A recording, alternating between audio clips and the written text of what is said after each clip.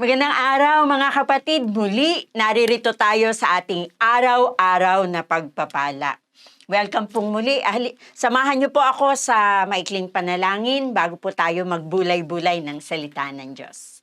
Aming Ama, marami pong salamat sa araw na ito na muli ay bubuhusan mo kami ng iyong mga paalala, encouragement through your word, O God. Samahan mo po kami. Ikaw po ang kumausap sa puso ng bawat isa. Salamat, Banal na Espiritu, sa iyong pagsama sa pangalan ni Jesus.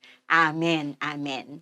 Marami pong salamat muli sa inyong pagtunghay. Tayo po ay magbubulay-bulay sa araw na ito sa Judges chapter 6. Nais ko pong mag-share ng kaunti patungkol po sa breaking the cycle. Marami tayong mga nararanasan na paulit-ulit na lang. Minsan ay mga bagay na hindi naman natin ginusto, pero nangyayari sa atin. Maaaring yung iba ay bunga ng sarili nating kagagawan or yung iba naman ay gawa ng ibang tao sa buhay natin. Which yung mga bagay na ito na hindi natin gusto, na hindi naaayon sa nais ng Panginoon. Kaya nga, ating aralin sa pamagitan ng buhay ni Gideon sa Judges chapter 6.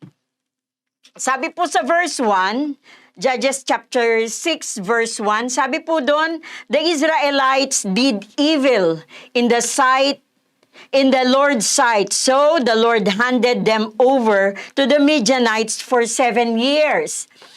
7 taon po silang pinahirapan ng mga Midianites.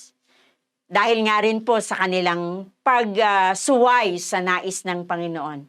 Pero ganito po ang nangyayari sa kanila base po sa mga susunod na verses. Sabi po doon ay tuwing tag-ani nila ay dumarating ang mga Midianites kasama ang mga Amalekites upang kunin yung mga aanihin nila. Imagine, magtatanim sila pero kukunin lang ng mga Midianites. At hindi lang po tanim, pati po yung mga cattles nila, yung mga alaga nilang hayop na lumalaki at naiipon nila or napaparami nila, ay kinukuha din yan ng mga Midianites. In fact, sabi po sa verse 6, sabi po sa verse 6, so Israel was reduced to starvation. Sabi doon, by the Midianites, then the Israelites cried to the Lord for help. So makikita natin na talagang na-reduce sila sa pagkagutom. Pag dumarating daw sila, dinescribe po doon sa earlier verses, na pag dumarating ang mga Midianites at ang mga Amalekites, actually meron pa ngang people of the east na sinabi, na itong mga tao na ito, pag dumating, para daw silang locust. Sandamakmak sila. Tapos ang gagawin nila hanggang sa kahuli-hulihang ani, alam nyo bang nag-i-stay pa sila doon? Hindi lang basta pag dumating sila, kunin na nila yung makukuha nila, aalis sila. Hindi eh. The Bible describe it as nag-i-stay pa. Para lang maubos ang lahat ng meron sila. At pag umalis ang mga Midianites, ay naiiwan silang gutom. Para na nagkakaroon ng taggutom sa kanila. Bakit? Kasi walang tinitira. Minsan may mga cycles ng buhay natin. At mapapansin nga natin dito sa mga Israelita, 7 years, 7 taon na paulit-ulit itong ginawa ng mga Midianites. Yes, minsan meron tayong mga karanasan na gano'n. Paulit-ulit na lang. Alam nyo yun, nalampasan natin ngayon, bukas uli, or nalampasin natin ngayon sa susunod na buwan uli, or sa every 3 months, every 6 months, or every year, dadaanan natin. May mga cycle ng buhay na minsan dumarating sa atin. Paulit-ulit na lang. Hirap na tayo. Then how can we break it? Let us learn from the life of Gideon. Paano daw natin mabibreak? Una po, paano natin mabibreak ang cycle? Una, balikan natin yung verse 6. Sabi doon, So Israel was reduced to starvation by the Midianites. Then the Israelites cried out to the Lord for help. Humingi sila ng tulong sa Diyos. Yes, ang unang step, kapatid. Ang unang step to break that cycle na ayaw nating nangyayari sa buhay natin ay humingi ng tulong sa Panginoon. Dahil hindi naman natin kaya yan eh. Dahil kung kaya natin, palagay ko hindi na magiging paulit-ulit. Pero bakit paulit-ulit? Dahil hindi natin kaya. Humingi daw tayo ng tulong sa Panginoon. At sila nga ay humingi ng tulong sa Panginoon.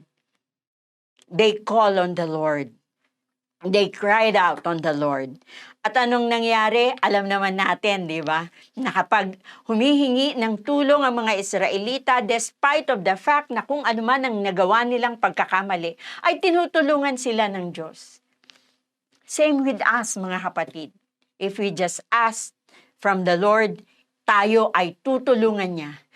Tayo ay ibibigay niya, tutulungan niya, tayo hihilahin niya mula doon sa balon na kinalulubugan natin. Tayo iaalis niya doon. At ganun, kabuti, katapat ang Diyos dahil tinapos na ng Panginoong Hesus sa krus ng Kalbaryo ang lahat ng kakailanganin natin. We just have to cry out to the Lord. Ano pa ho? How to break that cycle? Sabi po dun sa verse 12, the angel of the Lord appeared to him. Kanino? Kay Gideon. The angel of the Lord appeared to Gideon and said, "Mighty hero, the Lord is with you."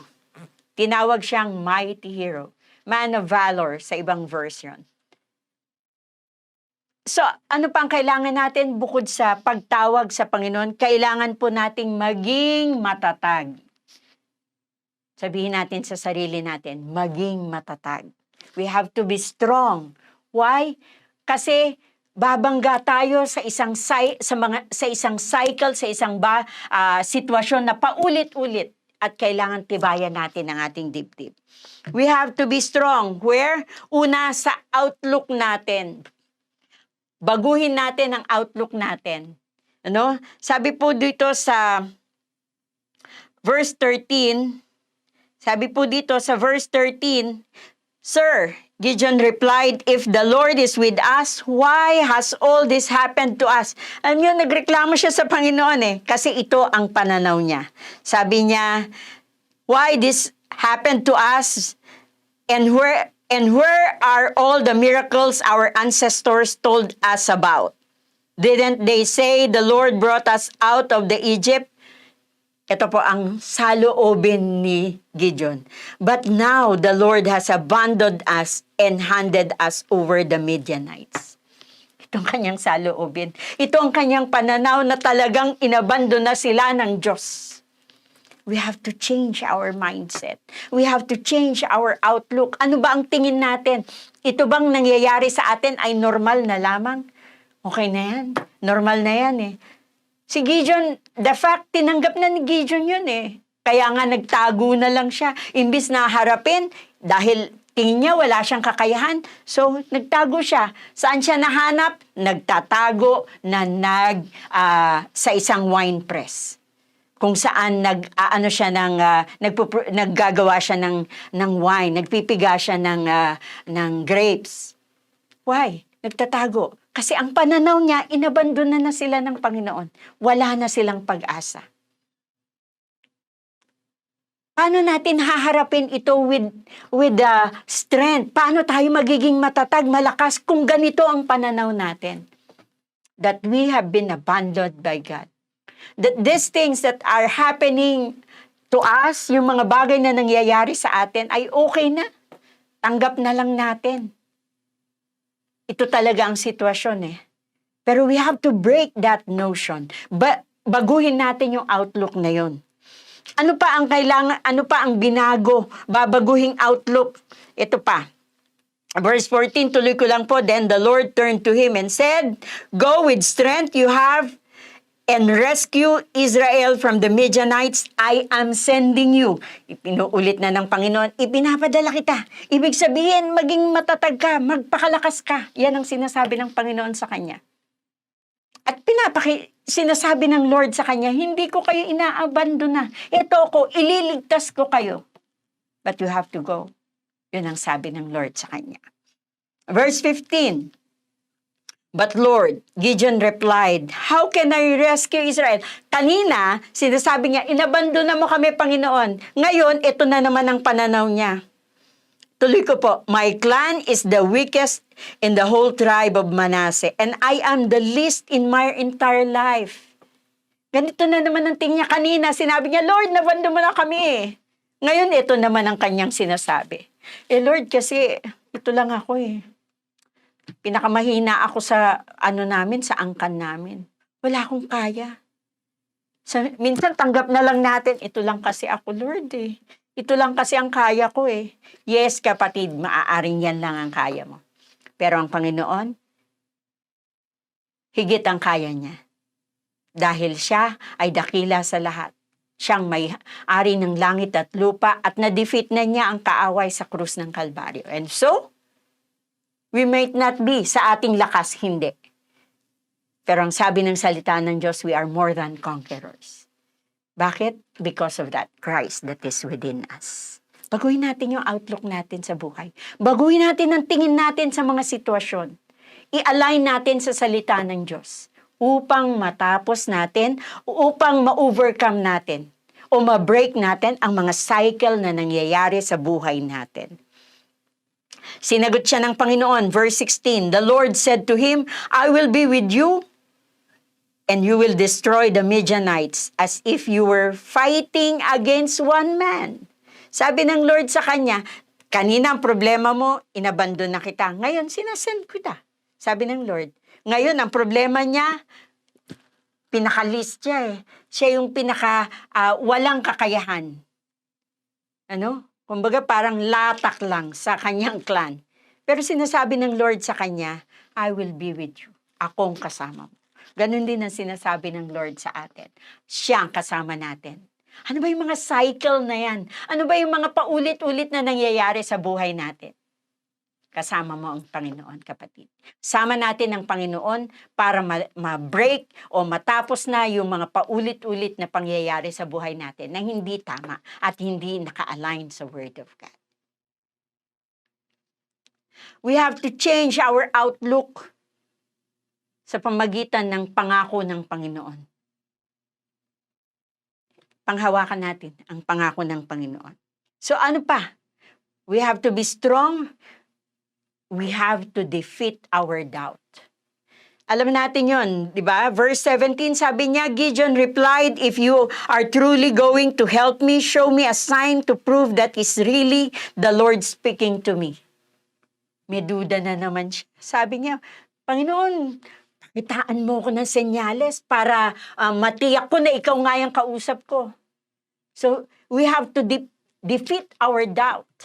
At si Gideon, ginawa niya ng paraan yun. Humingi siya ng senyales. Alam natin yun. So, sabi niya diyan ka lang, may pumalik siya, di ba? Meron siyang mga senyales na hiningi sa Panginoon at ginawa yun ng Lord. Kapatid, we have to break that doubt. Change it with faith. Dahil tanging ang pananampalataya lamang can change that situation. Our faith with God can move God's hand to change our situation. We have to trust God. Amen? So, kailangan din, baguhin din natin or we have to challenge the norm that is against the Word of God. Dahil nga, paulit-ulit na minsan nakasanayan na natin. May mga bagay na tinanggap na tayo. Na kung titignan natin, teka, hindi pala align sa Word of God. So, sa case po ni Gideon, ang challenge ng Lord, verse 25, sabi niya, that night the Lord said to Gideon, take the second bull from your father's herd, the one that is 7 years old, pull down your father's altar to Baal, and cut down the Asherah pole standing beside it. Then build an altar to the Lord your God here on this hilltop sanctuary, laying the stones carefully, sacrifice the bull as a burnt offering on the altar, using as fuel the wood of the Asherah pole you cut down. Alam niyo yung altar nila kay Baal at saka yung Asherah pole. Ito ay inadopt ng mga Israelita nung nakarating sila sa Promised Land. And ito ayaw ng Lord. Pero ito ay nakasanayan na ng ang Kanya. So naging normal na sa kanila itong maling practice na ito. Minsan dahil nga nakasanayan na natin paulit-ulit, halimbawa yung kinakapos tayo, okay na tong kinakapos, normal to kasi ano na naman ang tawag dito, petsa de peligro na naman Pero hindi yun ang gusto ng Lord. The Lord wants us to bless us, live prosperously. Yun ang nais ng Panginoon. Or minsan, di ba, pag may season ako, pag ganitong season, oo, may sakit ako pag ganitong season kasi okay na yun. Na parang tinanggap na natin. Normal na ang sitwasyon. Kasi yung mga yan, ganyan talaga sila okay na yan. Pinahihirapan nila ako, sige, tanggap ko na yan. Tinatanggap na natin minsan ang mga bagay-bagay. But was it aligned with the Word of God? Sometimes we have to break that cycle na paulit-ulit na lang. Huwag nating tanggapin. Kung yan ang normal sa kanila, pero hindi normal sa salita ng Diyos, hindi yan ang sinasabi ng salita ng Diyos, then let us walk with the Word of God kahit na anong sabihin ng ibang tao. As long as nilalakaran natin ang salita ng Diyos. Hindi kumot normal ito, ay maki-agree tayo. Or hindi kumot popular ito, ay okay na lang din sa atin. Isa pang norm or isa pang pangyayari na common na sa isip ni Gideon ay tama, ay yung marami siya dapat kawal or maraming soldiers ang kasama niya to defeat. So sinabihan na siya ng Lord, sige, you go to the battle, o sige, maghanap ka na ng mga sundalo. And so, he went and gathered as many as na soldiers. Pero ano sabi ng Panginoon? Sabi ng Lord, dito sa Judges chapter 7, verse 2, sabi niya, the Lord said to Gideon, you have too many warriors with you. If I let all of you fight the Midianites, the Israelites will boast to me that they save themselves by their own strength. Sinasabi ng Panginoon, hindi pwede, galing ninyo yan. Hindi pwede. Sabi din sa verse 7, the Lord told Gideon, with these 300 men, ilang tao daw? 300 men. I will rescue you and give you victory over the Midianites. Send all the others home. So Gideon collected the provisions and the ram's horn of the other warriors and sent them home. But he kept the 300 men with him. So 300 lang ang ginamit niya. Siyempre, minsan, di ba, kung iisipin, dapat marami ang kalaban, marami rin kami. Pero sabi ng Lord, I will rescue you with few. Anong meron ka? Lord, ito lang ang kakayahan ko. Anong abilidad mo? Ito lang. Pero God will rescue you with few. Kung ano lang ang meron ka, diyan kanya ililigtas, diyan kanya hahanguin sa kung nasaan ka ngayon. Because God is able to rescue us. Amen? Sabi nga sa Isaiah 55:9, Isaiah chapter 55 verse 9, for just as the heavens are higher than the earth, so my ways are higher than your ways, and my thoughts are higher than your thoughts. Ang pamamaraan ng Diyos ay kakaiba sa pamamaraan ng tao. Let us trust God's hand. Amen? Pagtiwalaan lang po natin ang gagawin ng Panginoon. By faith, we have to trust God. That He can break that cycle na nangyayari sa buhay natin paulit-ulit at kayang baguhin yun ng Panginoon. Magtiwala lang tayo. Minsan, ang maganda pa rito ay kahit, alam niyo yon, ang Diyos kaya niyang gamitin lahat para baguhin ang sitwasyon ng buhay natin. And for us to master this courage para mapatatag natin ang ating sarili. Actually, sa buhay ni Gideon, sa verse 9, sabi ng Lord sa kanya, "That night the Lord said, 'Get up, go down to the Midianite camp, for I have given you victory over them.'" Actually, alam niyo ba, inutusan ng Panginoon si Gideon na pumunta sa Midianite. Sabi niya, pumunta ka doon, pakinggan mo kung paanong ibibigay ko sa iyo ang tagumpay. Pumunta po siya at narinig niya na nanaginip yung may isang Midianite na soldier na nanaginip. At alam niyo ang panaginip niya, ininterpret nung kasama niya ang interpretation, naku, matatalo tayo ng mga Israelita. Di ba kakaiba ang pamamaraan ng Diyos? Kinonfirm ng Lord kay Gideon sa pamamagitan ng kaaway mismo. Sometimes, yung ways ng Panginoon ay masyadong dakila para tugunin ang pangangailangan natin, para tiyakin ang tagumpay natin. So, mga kapatid, how we can break this cycle? How? Siyempre, last is to go to the battle. Kapatid, hindi mabibreak ang cycle kung hindi tayo pupunta sa battle. How we can go to sa buhay ni Gideon at sa buhay ng mga Israelita, the rest is history. Alam na natin, nanalo sila doon. Out of 300, pinanalo ng Diyos ang laban na yon. Kapatid, we have to go to the battle. Where is our battle? On bended knees ang ating battle. As we pray and battle in the Spirit, panalo tayo dyan. Sigurado na ang panalo natin. Kaya kapatid, pagtiwala lang tayo sa Panginoon. Let us trust what God will do to our lives. Pagtiwalaan natin siya, na mabibreak yung cycle na yan na nangyayari sa buhay natin. Yung mga paulit-ulit na hindi natin nais. God is able. We just have to go to the battle. We have to change our outlook. And syempre, kailangan tumawag tayo sa Kanya. Humingi ng tulong.